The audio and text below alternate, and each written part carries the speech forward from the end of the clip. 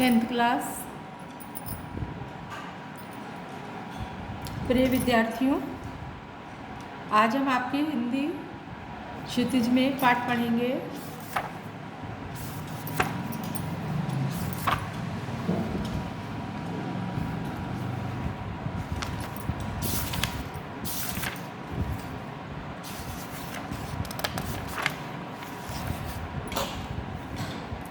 लक्ष्मी नारायण रंगा द्वारा लिखित पाठ है हमारा अमर शहीद। तो पहले हम लक्ष्मी नारायण रंगा का जीवन परिचय पढ़ लेते हैं।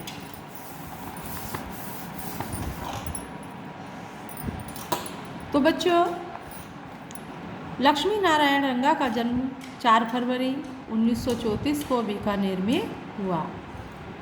आपने डूंगर कॉलेज बीकानेर से स्नातकोत्तर की डिग्री प्राप्त की एवं भाषा विभाग जयपुर में मुख्य अनुवादक के रूप में कार्यरत रहे। यानी कि लक्ष्मी नारायण रंगा का जन्म कब हुआ था? 4 फरवरी 1934 को। कहाँ पर हुआ? बीकानेर में। इन्होंने स्नातकोत्तर यानी MA की डिग्री कहाँ से ली? बीकानेर, ये डूंगर कॉलेज बीकानेर से। और जयपुर के मुख्य अनुवादक के रूप में ये कहाँ पर? भाषा विभाग जयपुर में कार्यरत रहे। भाषा विभाग जयपुर में मुख्य अनुवादक के रूप में कार्यरत रहे। यानी फिर बाल्यकाल से ही आपका रुझान, यानी इनका क्या है, बाल्यकाल से ही रुझान नाटकों की ओर था। अतः नाटक लेखन, निर्देशन एवं अभिनय में सक्रिय भागीदारी निभाई। ये इनको नाटक लिखने का, नाटक करने का जो है बचपन से ही शौक था। तो इन्होंने अपने लेखन में जो लिखा है वो क्या, अभिनय पर ही इन्होंने नाटक लिखे हैं। रंगा जी हिंदी एवं राजस्थानी भाषा दोनों में, हिंदी और राजस्थानी दोनों भाषाओं में समान अधिकार से साहित्य सृजन करते रहे हैं। आपने नाटक एवं एकांकी मुख्यतः ऐतिहासिक, सामाजिक और समसामयिक विषयों को आधार बनाकर लिखे गए हैं। इन्होंने यानी कि जो अपने नाटक लिखे हैं वो ऐतिहासिक नाटक है, सामाजिक नाटक है, और जो उस समय चल रही होती समसामयिक यानी उस समय की जो विषय थे, जो उस समय चल रहे विषय थे, उसको आधार बना करके इन्होंने अपनी एकांकी लिखी है, अपने नाटक लिखे हैं। इनके द्वारा रचित नाटक एवं एकांकी अभिनय एवं रंगमंच की दृष्टि से बेहद सफल रहे हैं। जो इन्होंने नाटक लिखे हैं वो बहुत अधिक सफल रहे हैं। यानी रंगमंच, रंगमंच जानते हो, जो मंच पर मंचन किया जाता है, मंच पर जो नाटक किए जाते हैं, उसको उस दृष्टि से वो बेहद सफल रहे हैं। इनको सन 2006 में राजस्थानी भाषा में रचित पूर्णमिदम यानी रंग नाटक पर साहित्य अकादमी पुरस्कार भी प्राप्त हुआ है। अब इनकी देखिए रचनाएं, कौन कौन सी रचनाएं इन्होंने लिखी हैं। नाटक एवं एकांकी संग्रह में इन्होंने क्या लिखा है? टूटती नालंदाएं, रक्तबीज, तोड़ दो ये जंजीरें, एक घर अपना। ये क्या है? इनके नाटक है और इनका एकांकी है। और कहानी कौन कौन सी लिखी है इन्होंने? कहानी संग्रह में इनका है दहेज का दान, हम नहीं बचेंगे, हम नहीं छोड़ेंगे। कविता लिखी है इन्होंने हरिया सूटिया, ये जो कविता है ये राजस्थानी भाषा में ही लिखी हैं। बाल कहानियाँ है टमर कंदू, ये राजस्थानी भाषा में लिखी हुई है। अब देखिए जो हम पाठ पढ़ेंगे इनका अमर शहीद, वो क्या है, इस पाठ का थोड़ा सा परिचय हम पढ़ लें इसी में। तो क्या है, इस एकांकी में राजस्थान में स्वतंत्रता आंदोलन की प्रेरणा स्रोत वीर शिरोमणि सागरमल गोपा द्वारा मातृभूमि की स्वतंत्रता के लिए प्राण न्यौछावर करने की यशोगाथा है। यानी जो हम ये पाठ पढ़ेंगे, ये एकांकी जो हम पढ़ेंगे, इसमें क्या है कि उस समय राजस्थान में जो स्वतंत्रता के लिए आंदोलन चल रहा था, जो स्वतंत्रता के लिए आंदोलन चल रहा था, तो स्वतंत्रता के आंदोलन के एक प्रेरणा स्रोत, प्रेरणा देने वाले वीर शिरोमणि है ना, सागर मलगोपा द्वारा ये क्या है, अपनी मातृभूमि की स्वतंत्रता को, मातृभूमि की को आज़ाद कराने के लिए अंग्रेज़ों से, अपनी मातृभूमि को अंग्रेज़ों से आज़ाद कराने के लिए इन्होंने अपने प्राणों को न्योछावर कर दिया, अपने प्राणों का बलिदान कर दिया। उनके यश की यही गाथा इसमें हम पढ़ेंगे। सागर मलगोपा ने जैसलमेर राज्य के स्वेच्छाचारी शासन, अत्याचारी एवं निरंकुश सामंतशाही के विरुद्ध क्रांति का बिगुल बजाया। यानी सागर मलगोपा ने जैसलमेर राज्य के स्वेच्छाचारी शासन, स्वेच्छाचारी यानी जो अपनी इच्छा से शासन कर रहे थे, अत्याचार कर रहे थे, निरंकुश यानी उन पर कोई भी अंकुश नहीं था, सामंतशाही चल रही थी, यानी उसके विरुद्ध जो है इन्होंने अपनी क्रांति का बिगुल बजाया, अपनी क्रांति की। इससे क्रोधित हो सत्ताधारी वर्ग भी ने उन्हें बंदी बना लिया। यानी जो उस समय शासन था, उस समय के जो शासक थे, सत्ता को चलाने वाले थे, उन्होंने उसको बंदी बना लिया। बंदी गृह में इनको बहुत सारी अमानवीय यातनाएँ दी गई, अमानवीय यातनाएँ जो मनुष्यों को नहीं दी जानी चाहिए, ऐसी ऐसी यातनाएँ इनको दी गई। लेकिन इन्होंने आतताई शासन के सामने, आतताई यानी अत्याचारी जो शासक थे, उनके सामने इन्होंने अपना सिर नहीं झुकाया। वो कहते थे कि इस माफ़ीनामे पर सिग्नेचर कर दो, माफ़ी मांग लो, लेकिन इन्होंने माफ़ी नहीं मांगी थी। माफ़ीनामे पर सिग्नेचर, दस्तखत यानी नहीं किए थे, इससे मना कर दिया था। फिर इनका क्या हुआ था, बहुत अधिक यातनाएं दी गई, बहुत अधिक सताया गया, बहुत अधिक इनको कष्ट दिया गया, लेकिन फिर भी इन्होंने माफ़ीनामे पर सिग्नेचर नहीं किए, माफ़ी नहीं मांगी। फिर अंत में क्या हुआ था कि 3 अप्रैल 1946 को जेल में ही इन्हें जिंदा जला दिया गया था। अपनी शहादत ने राजस्थान के स्वतंत्रता संग्राम में नए प्राण फूंक दिए। इन्होंने जिंदा जला दिया था और स्वतंत्रता जो राजस्थान में जो स्वतंत्रता संग्राम चल रहा था वो अधिक भड़क गया, यानी उसमें नई जान आ गई। यानी इन्होंने जो अपने प्राण हैं वो उसमें फूंक दिए, अर्थात उनको बहुत अधिक प्रेरणा मिली। जो स्वतंत्रता की आज़ादी के लिए लड़ रहे थे, उन्हें बहुत अधिक प्रेरणा मिली इनके उत्सर्ग से। आगे देखिए, तात्विक दृष्टि से अमर शहीद एक सफल एकांकी है।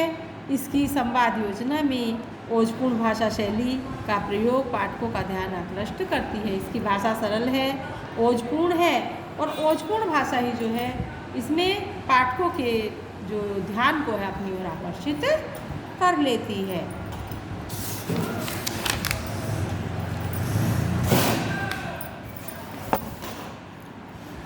अब देखिए इसमें पात्र परिचय, कौन कौन से पात्र हैं। एक तो सागर मलगोपा है। सागर मलगोपा की आयु 46 वर्ष है और स्वतंत्रता सेनानी है। यानी वो स्वतंत्रता सेनानी कौन होते हैं, जो स्वतंत्रता के लिए लड़ाई लड़ते हैं। और धोती कुर्ता पहने हुए हैं, ये हाथ में हथकड़ियाँ है और इनके पाँव में बेड़ियाँ पड़ी हुई है।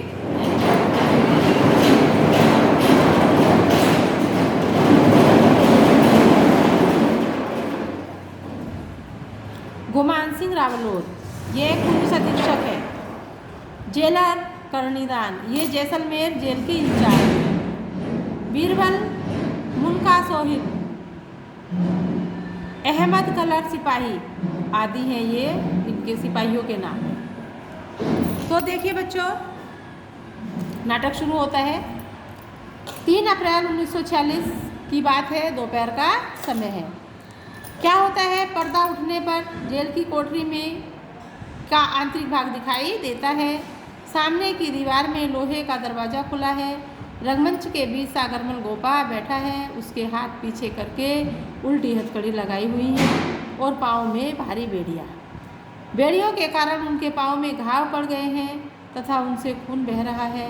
सागर मलगोपा ने जूता पहन रखे हैं जो मैले कुचैले हैं।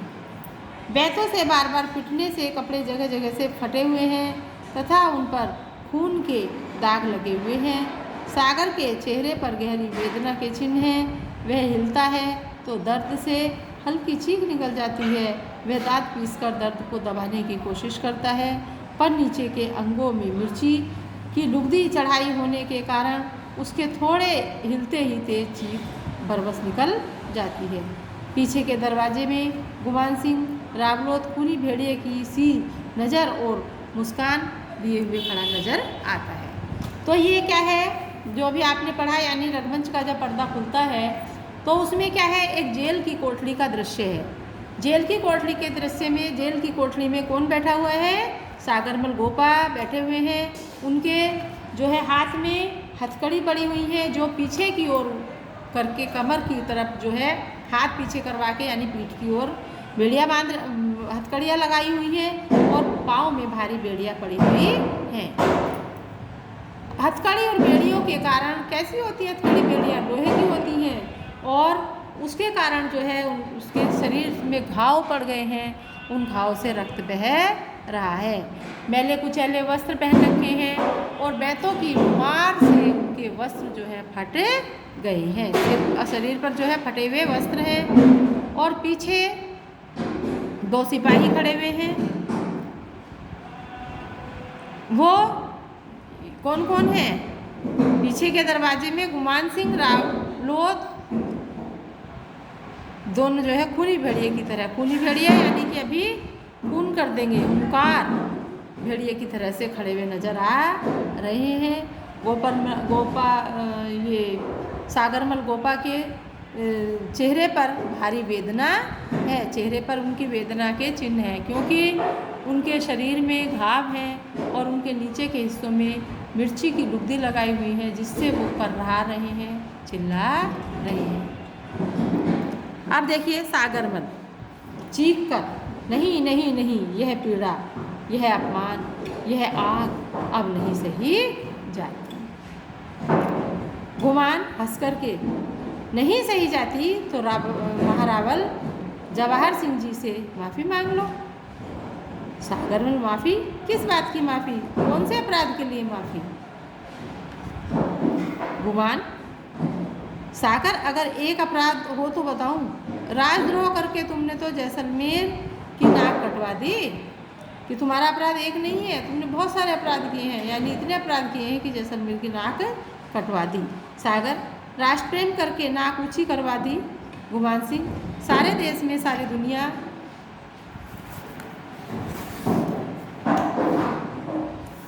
गुमान, लानत है तेरी इस नाक पर। महारावल की जगह यदि मैं होता तो राजद्रोह में तेरी मोटी मोटी नुचवा देता, पर क्यों? गुमान, इसलिए कि तुमने अन्नदाता के साथ गद्दारी की है, यानी उसका क्या है, दोष बता रहा है कि तुमने क्या है, अन्नदाता के साथ गद्दारी की है। तुमने जैसलमेर राज्य का गुंडा शासन और रघुनाथ सिंह का मुकदमा किताबें लिखी हैं, यानी तुमने गद्दारी की है अन्नदाता के साथ, जो राज्य वहाँ शासन चल रहा है अंग्रेज़ों का, उसके साथ गद्दारी की है। जैसलमेर राज्य को गुंडा शासन, रघुनाथ सिंह का मुकदमा, यानी कि ये किताबें लिखी हैं, यानी गुंडा शासन कहा है और रघुनाथ सिंह का मुकदमा, ये किताबें लिखी है। महारावल को डाकू कहा है, खूनी हिंसक कहा है और आतताइयों का रक्षक कहा है, कि जो आतताई हैं उनकी रक्षा करते हैं। इस राज्य को जंगल का राज्य कहा है, कि तुमने जो अंग्रेजी शासन चल रहा है इसको जंगल का राज्य कहा है। अपने कलेजे पर हाथ रखकर सोच गुमान सिंह, क्या मैंने यह गलत कहा है? यानी इतना सब कहा है, इस अपराध के लिए जो है उसको बंदी बना लिया है। गुमान, बिल्कुल गलत। अरे नमक हराम, तेरी वीडियो ने जिस माटी महारावल का नमक खाया है, भाटी महारावल का नमक खाया है तूने, उसी थाली में छेद किया गद्दार। गुस्से से, गद्दार मैं नहीं, गद्दार तुम हो, तुम्हारे महारावल दोनों हो, जो अंग्रेजों की छत्र छाया पाने के लिए मातृभूमि के साथ गद्दारी कर रहे हैं, जनता को डंडे और अंधे कानून से दबाते हो। मैंने जो भी किया जनता के हित में ही किया है। गुमान गुस्से से, झूठे, क्या तुमने राज्य की जनता को नहीं उकसाया? क्या कहते हैं गुमान, कि तुमने राज्य की जनता को उकसाया है। क्या तुम लोगों ने ताजिए का झगड़ा नहीं भड़काया? ये उनके अपराध हैं। यानी जो अंग्रेजी राज्य की जो जनता है उसके साथ उसमें विद्रोह किया है अंग्रेज़ों के खिलाफ और उनको भड़काया है, ताजियों का झगड़ा भड़काया है। क्या तुम लोगों ने दर्जी सत्याग्रह नहीं कराया? क्या तुमने हड़तालें, भूख हड़तालें नहीं करवाई? क्या तुमने क्रांतिकारी कविताएं नहीं लिखी? क्या तुमने जैसलमेर के किले पर तिरंगा फहराने का संकल्प नहीं लिया, यानी उसकी घोषणा की है? इन अपराधों में जो है तुमको बंदी बनाया गया है। क्या तुम लोगों ने संकल्प नहीं किया कि महारावण के सामने सिर नहीं झुकाएंगे? बोल बोल, तुम लोगों ने यह सब किया या नहीं? तो ये इन अपराधों के लिए जो है उन्हें बंदी बनाया गया। गुमान सिंह गुस्से से सागरमल गोपा, तो वो जो कहा है कि ये नहीं किया, इतने सारे आरोप लगाए, तो सागरमल गोपा कहता है किया है किया है किया है, 100 बार किया है और 1000 बार करूँगा। मेरे जीवन का ध्येय ही है, यानी मेरे जीवन का यही लक्ष्य है, जैसलमेर की प्रजा को जागृत कर सामंती अत्याचारों को नष्ट करना। इसके लिए मैं प्राणों की बाजी तक लगा देना चाहता हूँ। गुमान गुस्से से, और तेरी जैसे पीवड़े सपोलिए को मैं पाँवों से कुचल देना चाहता हूँ। यानी कौन कहता है ये? गुमान सिंह, तुम्हारे डायर मेरी आवाज़ दबा नहीं सकते, यानी तुम्हारे जो ये अत्याचार हैं, ये जो तुम आतताई दिखा रहे हो, ये मेरी आवाज़ को दबा नहीं सकते। तुम्हारा महारावण और सामंत मंडल मेरी आवाज़ से हिल उठेगा। मेरी आवाज़ में वो आग है जो तुम्हारी राक्षसी सामंती व्यवस्था को शमशान बना देगी। तुम्हारी मौत का पैगाम बन जाएगी। मेरे सांसों की एक फूंक से तुम्हारा जुर्म का राज्य ताश का महल की तरह ढह जाएगा। यानी कि जिस प्रकार से क्या कहता है सागरमल गोपा कि गुमान सिंह, जो तुम ये अत्याचार कर रहे हो, है ना, तुम्हारे डायर हैं, और डायर मेरी आवाज़, वो जो तुम कर रहे हो उससे मेरी आवाज़ दब नहीं सकती, मेरी आवाज़ को नहीं दबाएंगे। तुम्हारी राक्षसी सामंती जो व्यवस्था है, जो तुम राक्षसों की तरह व्यवहार कर रहे हो, इस व्यवस्था को शमशान बना देगी। यानी मेरी आवाज़ जो है, मेरी आवाज़ से तुम्हारी व्यवस्था शमशान बन जाएगी, तुम्हारी मौत का पैगाम बन जाएगी। मेरे सांसों की एक फूंक से, यानी तुम्हारा जो जुर्म है, मैं मरते दम तक भी जो है ये कबूल नहीं करूँगा, ये स्वीकार नहीं करूँगा कि माफ़ी मांग लूँ, मैं माफ़ी नहीं मांगूँगा। तो क्या होगा? कोई बात नहीं, तुम उस पर जुर्म कर रहे हो, जाते जाते क्या है, मेरी मृत्यु हो जाएगी, लेकिन उससे जो है और अधिक ताकत आ जाएगी स्वतंत्रता आंदोलन में। ऐसा उन्होंने कहा कि मेरी सांसों की एक फूंक से तुम्हारा जुर्म का राज्य ताश के महल की तरह ढह जाएगा, और जो तुम जुर्म कर रहे हो, जुर्म रूपी महल है, ये जिस प्रकार से ताश के पत्तों का बना हुआ महल होता है और वो ढह जाता है, उसी प्रकार से तुम्हारा ये महल भी ढह जाएगा। चीख कर, ओह चुप कर कमीने, यह सामंती व्यवस्था तो शमशान बनेगी या नहीं? मेरी मौत का पैगाम आएगा या नहीं? पर तेरी मौत तेरे सिर पर अवश्य मंडरा रही है। ठहर, अभी बताता हूँ। यानी जोर से पुकार कर कहता है बीरबल, मुनका साहिल, अहमद कलर।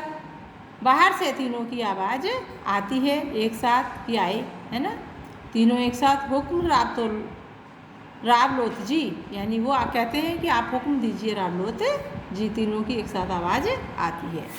गुमान, सिपाहियों से कह दो कि इस आज़ादी के कुत्ते को थप्पड़े लाते घुसे लाठी बूटों की ठोकर मारे और मार मार कर इसका कचूमर निकाल दे। यानी अपने सिपाहियों को जो है मारने का आदेश दे देता है। जेल बीरबल, बाहर से ही चलो सिपाहियों, निकाल लो अपने हाथ पाँव के बट। सिपाही आते हैं, कोई थप्पड़ मारता है, कोई बूट की ठोकर मारता है, कोई पीठ पर घुसा मारता है, कोई लाठी मारता है। सागर हाय हाय करता है। थोड़ी देर यह मारपीट चलती है, फिर वे सागरमल को ज़मीन पर गिरा देते हैं।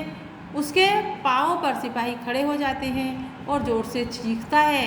गुमान सिंह वे सिपाही ज़ोर से हंसते हैं। सागरमल तड़प कर बेहोश हो जाता है। देखिए कितनी अत्याचार किए जाते थे कि स्वतंत्रता सेनानियों पर, है कितने बुरे तरीके से ये लोग, ये अंग्रेज जो हैं सताते थे, कितना मतलब एक निष्ठुरता से मारते थे भारतीय जो स्वतंत्रता सेनानी होते थे उनको।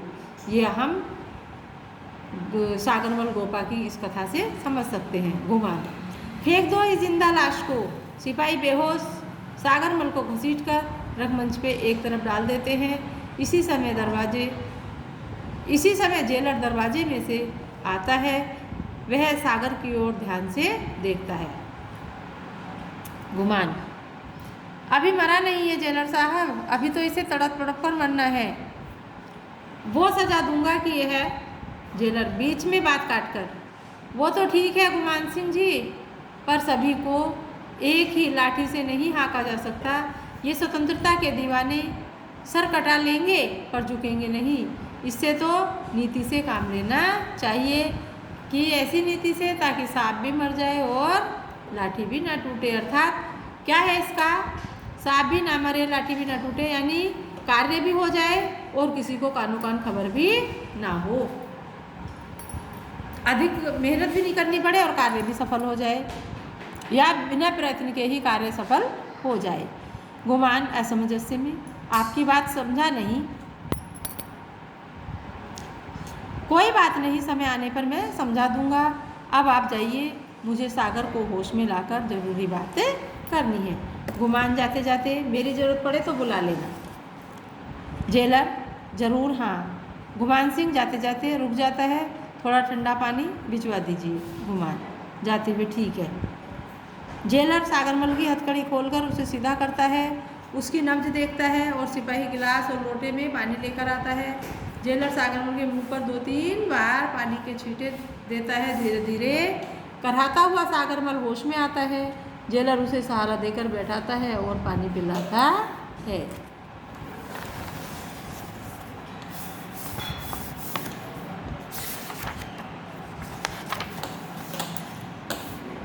जेलर सहानुभूति से सागरमल, सागर कराहते हुए, जी। जेलर, सागर अपने पर, अपनी इस जान पर रहम खा, यानी तुम अपनी पर और अपनी इस जान पर रहम खाओ। तेरी यह हालत मुझसे नहीं देखी जाती है। ओहो, क्या दशा हो गई है तेरी। जेलर आकर के ये कहता है। सागर, धन्यवाद जेलर साहब, पर स्वतंत्रता के दीवानों को सहानुभूति की भीख नहीं चाहिए। जेलर, तो तुम क्या चाहते हो। सागर दुख भरी मुस्कान से, हमें चाहिए स्वतंत्रता, सिर्फ स्वतंत्रता। क्या चाहिए सागरमल को, कि केवल स्वतंत्रता चाहिए हमें, सिर्फ स्वतंत्रता। तो स्वतंत्रता के लिए ही तो इतनी लड़ाइयाँ लड़ी गई हैं, इतने हमारे जो युवा हैं बहुत शहीद हुए हैं, लेकिन उन्होंने जो लड़ाई लड़ी थी उसी का नतीजा है कि आज बच्चों तुम स्वतंत्रता की सांस ले रहे हो। नहीं तो देखिए कितने अत्याचार होते थे, क्या होता था, है ना। कितना मतलब अंग्रेजों का जो शासन था कितना कठिन था। यहीं रहते थे, यहीं खाते थे, हमें ही सताते थे, है ना। तो यहाँ के बाद अब हम यहाँ से पढ़ेंगे कल।